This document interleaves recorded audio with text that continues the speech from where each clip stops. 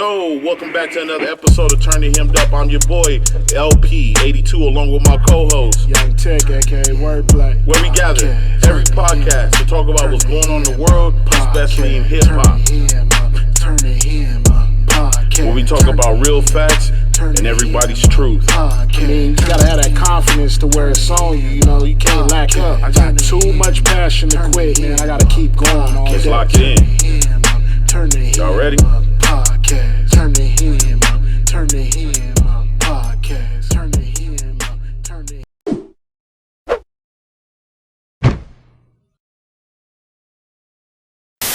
Yo, what's going on? Welcome back to another episode of Turning Him Up. I'm your boy LP82 along with my co-host. Young Tech, aka Wordplay. And today we have a special guest. Go ahead and let the world know. Rashard the Great. Rashard the Great. Thank you. Sure, what's good with you? No, What's up with you, sir? So for those that don't know, be here. oh, I'm sorry. I'm already It's like, how this shit work? Nah. All right, so for those that don't know, Rashard the Great, he's the up-and-coming artist coming out of the IE. He has a very honestly, if you can say what your sound is, what kind of sound do you have? I say it's like hip hop with a mix of trap soul with it. Hip hop with a mix of trap, so okay, cool. So I know we got some questions. I know Tigga, you can go ahead and kick it off, and then we just flow from there. All right. So the first question is, man, Rashard the Great. Yes, sir. Where you get your name, Rashard, man? Man, honestly, it's funny because I got that back in junior year. We was all in. I was in physio class. It was me, your brother, my homeboy Quinn, and I was trying to figure out like a Twitter handle, and he was like, "Hey, bro, just call yourself Rashard the Great." I was like, "All right, but how should I spell it? Like Rashard the Great?" And he was like, "Nah, Rashard the number 8." So I just ran with it ever since then. Like, it's a Twitter handle. Why I thought Rashad was your first name though? No, that's my middle name. Bro. Oh, okay. I was like, wait a minute. Where you from? I'm from San Bernardino, but I was born in Los Angeles though. Oh, okay. Yeah, that's like the common story for a lot of people out here. Born in LA, moved to San Bernardino. What was your upbringing like? My upbringing was real. I guess it's like a standard upbringing. Household, yeah. You know, my mom's. It was like my mom. It was me, my mom, my stepdad, and my little sister. And then I would go to my dad's, my biological dad, and my stepmom. So I bounced back and forth. Right. And that was kind of complicated growing up, but as I got older, I got the hang of it. You know, I didn't. You know, as a kid, you kind of like, dang, why can't I be over here, or why can't I be over there? Or, you know, different rules, different. Yeah, you go through that whole the grass ain't green on the other side thing. Yeah. And right. you think it's gonna be better if you go over here, but you go over here sometimes. You like, dang, it's probably better over there, and you go back. You know, it's like a mind game you play with yourself growing up. But at the end of the day, you kind of get adjusted and you get the hang of it. But yeah, that's pretty much it. I grew up with a standard household. You know, my mom's, and then like my stepdad, and then. Like I said, I bounced back to my dad and my stepmom. Right. So like being at your dad's house was like more strict or Nah, man, I ain't gonna lie. I used to turn up at my dad's house, man. Like, so that's the grass is always green on the other side. Yeah, like he actually used to live in Reno Valley. He stayed over by Rancho Verde, and he lived over there when the houses were just built. Yeah, over there. That, yeah. So like it'll be a whole bunch of kids over there. Yeah. In the neighborhood. So I used to be outside all day. Like, I would go outside in the morning, come back at, like, 10 o'clock at night. So I was, like, it was lit over there growing up as a kid. So, and then I go back to my parents' house, my mom's house, and it's an older neighborhood in San Bernardino, and there ain't no kids out there. So I'll be like, damn. So you forced to stay in the house. Yeah. And you do music, man. You do kind of like hip-hop. Is it like R&B, too? Yeah, so what I like to do is, like, I like to rap, but also I like to mess around with the singing too.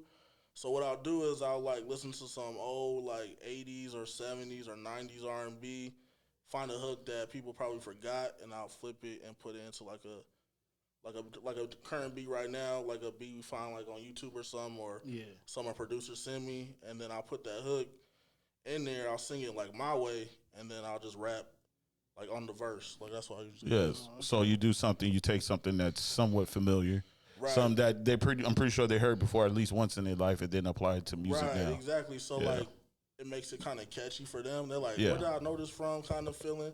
I guess like a deja vu feeling, but they don't know. And then when the song comes up, they might hear it the next day, like, oh, that's where you got that from. Yeah. You know, so it kind of works like that, hand in hand. What made you start doing music? Sure. So honestly, I started doing music after I got locked up when I was 19, and then I just used it as an outlet to for therapy. And Right. After that, I was just like, I'm just gonna push it. Like, I feel like I can get better, and I feel like I have over the years, because I started rapping when I was like, I always used to mess around in high school, like freestyle or whatever, but I never thought about taking it seriously. Like, I was actually planning on going to college and, ironically enough, being in law enforcement. And then I ended up getting locked up at 19, and I was like, yo, I need some therapeutic, because all the homies were gone. Like, they were all in school, and I was just at home doing work release or whatever. So That's what you got locked up for? Or is it... Yeah, so I got into an altercation at a gas station, and I ended up getting into a fight with 3 people, and they charged me with assault. So I'm assuming that you beat all 3 of them up. Yeah, If you got charged with assault, like I would thought he has. Yeah, it was an unfortunate day, because there's a backstory to it, because honestly I wasn't in my right state of mind. So if anybody, if the people ever see this that I did that to, I really am sorry, because I'm not that type of person on a daily basis. But yeah, college life is not always so this happened while you were in college? Yeah, it happened when I was in college. So pretty much, I'm pretty sure I got a hold of some bad stuff. I used to smoke weed all the time in college. There was a point when I stopped going to class and stuff, and I would just be in my dorm room just smoking weed all day, and I was going through it mentally. I didn't really know much about mental health or whatever, but yeah. So I ended up getting a hold of some bad stuff, I'm pretty sure, and I tripped out, and my moms came and picked me up, tried to take me to the hospital. I got paranoid. I ran away from the hospital, and I ran from Loma Linda all the way down to Hospitality Lane. And the reason why I got in a fight, because they thought I was trying to steal their car, because I got tired, so I leaned on their truck. And then, he was like, hey, bro. And they, started, trying to throw hands with me. And then I threw hands with the one dude, pushed the other dude on the ground, socked the dude in the head. And they charged me with assault. And I was going to jail for that. So, by smoking and stuff like that, you were trying to self-medicate yourself. Yeah, because I was stressed out, with the whole... you go away from home, you've been away from, you used to being with family all the time. Yeah. Then you get around, no offense, but, you get around people, that aren't, the people you grew up with. You know what I mean? Different walks of life, different perspectives, walks of and life, everything, different perspectives, and, to stop me from tripping out on them, I was just I'm just going to smoke this weed. Right. That's pretty much what I did for the most of the time. And, it wasn't school was a problem. Class was easy. When I really focused, I got good grades and everything. But it came to a point where I was just I feel like school was a scam. You know what, though? I don't feel like you're alone, because I think that to some degree. Yeah, I felt like college was a scam, because I started noticing, everything that they were teaching me in class, I could learn on YouTube, or I could learn on Google. So I was just I'm just gonna smoke this weed. hey, I tell people all the time, it's I can damn near do heart surgery off of YouTube. For real though. And who do you listen to? I listen to Kendrick, J. Cole, Drake, Kevin Gates, Meek Mill. Let me say this. Right. I met this lady today. Right. She's from the South. Right. Yeah. But what gave it, outside of her accent, but I asked her who was her favorite artist, and she told me Kevin Gates. Man. I was like, I've never heard that before. I've never heard nobody say Kevin Gates is their favorite rapper. There's a lot of people like Kevin Gates. But their favorite rapper? Nah, I ain't gonna lie. Shout out Kevin Gates, because that nigga got me through some dark times when I was in school. Right. I ain't gonna lie. I would listen to his lyrics and I'll be like, yo, I feel that way sometimes. And some of the stuff he would say, I'll be like, yeah, I'm really feeling that deep down inside. You know what I mean? And it's crazy. I never thought you know, some people like, oh, this music affects me. Like, I was never that type of dude. I was like, oh, this music is Right. dope. Like, it don't affect my life. Like, I live my life the way I live my life. But then when I was going through my shit, like, I started listening to him, and I was like, damn, this nigga actually talking some real shit. You know what I mean?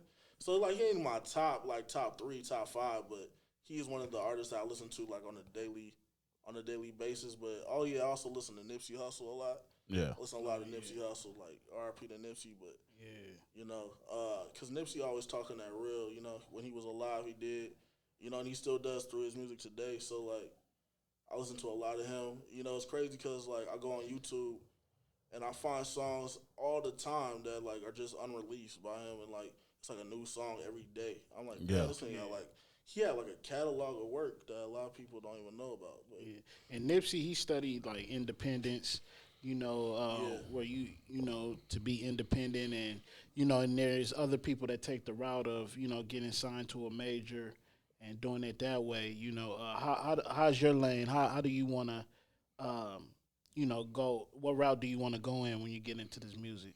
You want to be more independent or signed to a major? I really thought about that for a long time, and you know, honestly, I'm just whatever like God blesses me with, whatever opportunity comes my way, you know, I'm gonna take it. But at the same time, like I'm not a fool either, you know. Yeah. Like I know what goes on in the industry. Everybody knows what goes on in the industry. So, What do you think of the industry today? The music. the music is trash. For real. Straight up. It's trash. And what would you say makes it trash? It's just like if you, I look up the lyrics and see what they're saying, and I'm just like, yo, like I could write that in like 2 seconds. That's what it takes to be in the industry, and it's a sad shame because there are people who actually put effort into their lyricism and the things that they say and their hooks, and they get no love. But you get people like, no offense, you get like a Coil Ray, you know, who be saying some gibberish and everybody loves it. You know what I mean? No offense. You think it's just no because? offense to Coil Ray though. Shout out Benzino. But do you think that's the way the music is today? It's more about not what you're saying, but how you saying it. It's really the beat, how you say it, and the melody of how you're saying it. That's really what it is. And you think that takes away from the actual music? So, honestly, like I feel bad for Roscoe Dash, bro, because you should have been in this generation. I forgot all about that dude. you know what? I just seen like I just heard one of the songs he did with Big Sean earlier because I had it on my playlist, and it was just not playlist like radio. Yeah. That Chardonnay song with him and Big Sean. Yeah, I was like Roscoe Dash. Bro, he was in the I just remember him in in Waka Flocka. Hey, that was a hard song. Hey, that one was hard. So hard. Just to kind of go back a little bit from the earlier part of the conversation when you were talking about Kevin Gates and how his music impacted you, right? Yeah. Do you feel like you kind of took some of that and added it, you know, to your music? Oh, most def. Him and my cousin, like, they like. Well, my cousin, like, shout out to my cousin Drake. Ironically, that's his name is Drake. But Drizzy? yeah, no, he the real Drizzy though. Yeah. Nah, their aggressiveness on lyrics, like when they rap, I try to like emulate that in my rap too. Right. Like, you know, I used to rap kind of soft. I don't know, like I listen to my old songs like from my SoundCloud, like how NBA players watch their highlight film. I listen to my old songs. I'm like, dang, bro, you kind of sound a little soft. Like I sound like a 12-year-old on some of my songs. And compared to now, like now I sound like I feel like an adult. But I guess that's just the stage. The growth, The growth of when you're rapping or like making music. You don't. You trying to find your own sound, and you gotta evolve like somehow or some way. So, yeah. I have another question too, because this is a very important topic, especially, you know, with a lot of stuff that's been going on, whether COVID, you know, police brutality, all that stuff, right? Right. So I know we talked about mental health. Yeah. So right now you sound like a very positive guy. Oh, thank you. You sound very positive. You sound very, you know, like you know that you're blessed. Yeah. So how did you get to that?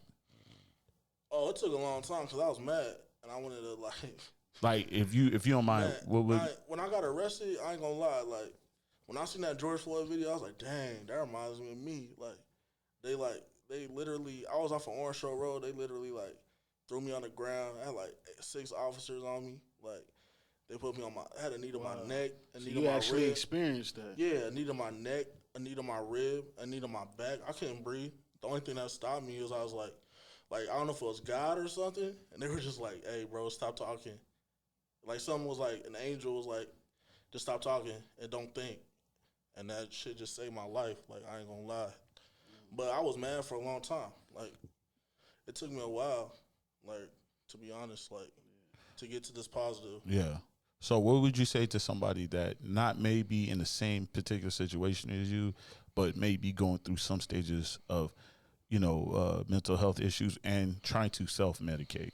Um, you gotta find an outlet that's positive for you. You know, if you know that marijuana is not best for you, and like, I wouldn't choose that as an outlet, but you gotta find something positive to do other than what you are normally doing. Like, the homie just told me the other day, like the homie Jason, he was like, if you want to change your life, you gotta do. The best thing to do is do what you didn't do the day before. Right. So you do the opposite of that, and that's how your life will start changing. So if you want a better mental health outlook, or you want your life to change, then you gotta do the opposite of what you've been doing, and the opposite has to be positive.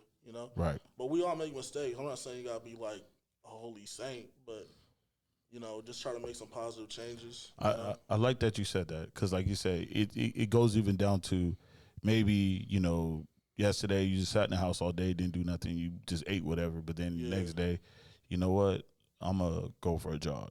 Right. That alone can change the whole trajectory on your life. It's your mindset on different. Exactly. Sure. That's a good way of looking at it. Do you feel like music is therapeutic for you? Oh yeah, one, no doubt, like for sure. Like I hear it's crazy. I'll be in my room on YouTube and I'll be like watching music videos. I'll be catching things that these rappers be saying, and like I'll be like, yo, bro, stupid. Like I can't believe you said that. Not saying that he's dumb, but like it's like funny, like that he actually that they be saying like certain shit. I don't know, like Now you got a lot of these rappers now that's talking about smoking they dead ops and that's crazy. and and it's a lot of beef going on. If you were in the industry and somebody came at you with something, would you respond back to it or would you kind of just let it go? I don't promote gun violence. I promote hand violence. So like if somebody in the industry came at me foul and was serious, like we can throw down, we can run a 1-on-1 because It seems like nobody's doing that no more. it's because a lot of these people are not really men. Then in Boys in the Hood, didn't Lawrence Fishburne say any nigga can kill a nigga? That doesn't make you a man. Furious Styles. You know what I mean? So, Wait a minute. Was it? No, I'm thinking of Friday, but he's you live to fight another day. Yeah, you live to fight another day. That was Friday, but That was Boys in the Friday. Hood, Lawrence Fishburne was like, hey, any nigga can kill a nigga. That doesn't make you a man. Oh yeah, You know he what I did mean? say that. Yeah, he did say that. Pretty much what I'm saying is a 10-year-old could pick up a gun and shoot you. Is he a man for that? Nah, he's a 10-year-old. Yeah. So, you come up here, you try to shoot me, that'll make you a man. But if you, to earn my respect, and I feel like as a man, like to earn the respect of each other, like we throw the hands, we get down. If I lose, I lose. You lose. If you lose, you lose. At the end of the day, we're going to get stronger, like mentally, physically. You're going to learn from that experience. Like, you're going to get stronger regardless. Like, if you win or if I lose and you win. That's what I see.